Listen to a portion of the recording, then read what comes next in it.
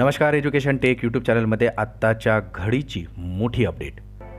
कर्मचाऱ्यांना सकाळीच आनंदाची बातमी, तर सरकारच्या या निर्णयाचा बंपर फायदा. चला तर पाहूया ही आनंदाची बातमी. त्यापूर्वी चॅनलला नवीन असाल तर सबस्क्राईब करायला विसरू नका आणि नवनवीन अपडेट मिळविण्यासाठी बेल आयकॉनला प्रेस करायला विसरू नका. ही अत्यंत आनंदाची बातमी आपल्या सहकारी मित्रांना शेअर करायला सुद्धा विसरू नका.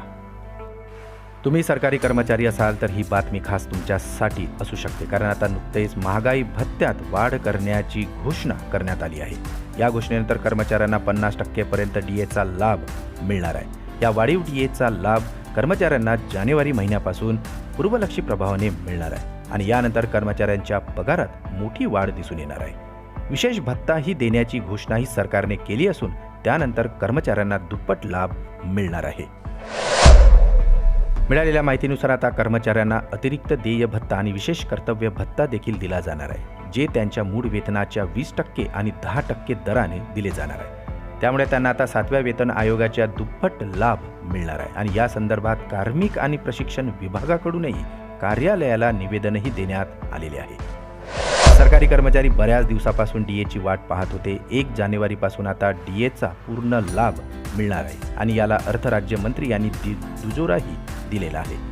याशिवाय काही राज्य आहेत जिथे वेतन श्रेणीही लागू केली जाणार आहे. त्यामुळे आता कर्मचाऱ्यांना वाढीव पगार मिळू शकतो.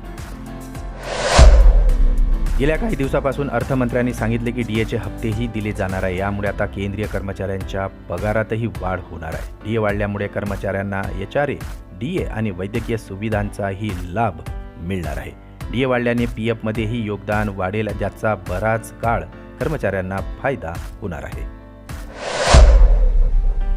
7व्या वेतन आयोगाच्या नियमानुसार आता केंद्र सरकारच्या कर्मचाऱ्यांचे वेतन 3 भागामध्ये विभागले गेले आहे. यामध्ये त्यांचे मूळ वेतन, भत्ते आणि कपात इत्यादींचा समावेश आहे. हा एक केंद्रीय पगार आहे जो 7व्या वेतन आयोगाच्या फिटमेंट फॅक्टर आणि इतर सर्व भत्त्यांनी गुणाकार केलेल्या मूळ वेतनाची बेरीज असणार आहे. पुन्हा भेटू आमच्या यूट्यूब चॅनलमध्ये नवीन अपडेटसह. तोपर्यंत नमस्कार.